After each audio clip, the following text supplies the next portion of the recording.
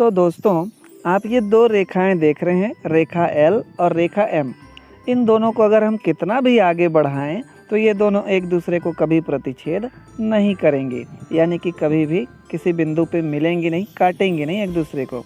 तो इस प्रकार की रेखाओं को हम कहते हैं समांतर रेखाएं।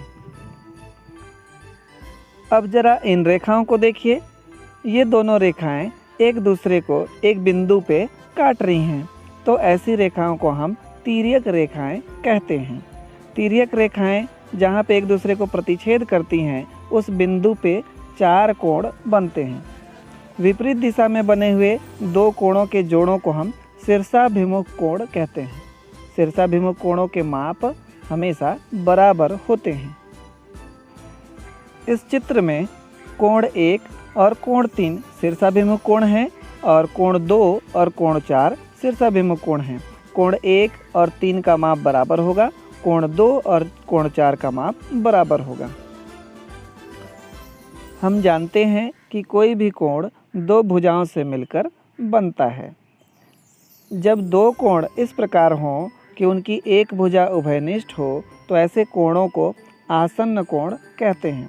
जैसे कि इस चित्र में OB भुजा दोनों ही कोणों के लिए है, कोण 1 के लिए भी और कोण 2 के लिए भी, तो कोण 1 और 2 दोनों आसन्न कोण कहलाएंगे। जब आसन्न कोणों की वे भुजाएं जो उभयनिष्ठ नहीं हैं एक सरल रेखा में हों, तो उनसे बने आसन्न कोण रैखिक युग्म कहलाते हैं। ऐसी स्थिति में दोनों कोणों का योग 180 अंश होता है। इसे दूसरे शब्दों में भी हम ऐसा कह सकते हैं, जब दो आसन्न कोणों के मापों का योग 180 अंश होता है, तब उसे रैखिक युग्म कहते हैं। यहाँ पर जो कोणों के माप दिए हुए हैं, उन दोनों कोणों को जोड़ करके देखिए। आप पाएंगे कि दोनों कोणों का योग 90 अंश होता है। तो ऐसे दो कोण जिनका जोड़ 90 अंश हो, वे एक दूसरे के पूरक कोण कहलाते हैं। जैसे 30 अंश का पूरक कोण है 60 अंश और 60 अंश का पूरक कोण है 30 अंश। इसी प्रकार ऐसे दो कोण जिनके मापों का योग 180 अंश हो, एक दूसरे के समपूरक कोण कहलाते हैं।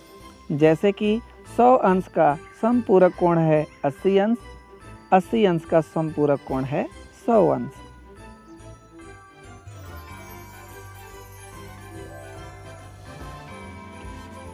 आज की वीडियो में बस इतना ही। फिर मिलेंगे अगले वीडियो में। तब तक हंसते रहिए, मुस्कुराते रहिए और सीखते रहिए, क्योंकि सीखना ज़रूरी है।